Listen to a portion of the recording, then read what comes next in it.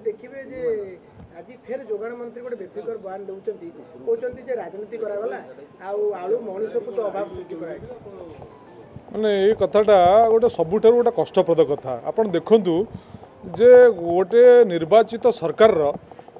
साधारण जनता को सुलभ मूल्य रे अत्यावश्यक सामग्री जोगे देवा सहित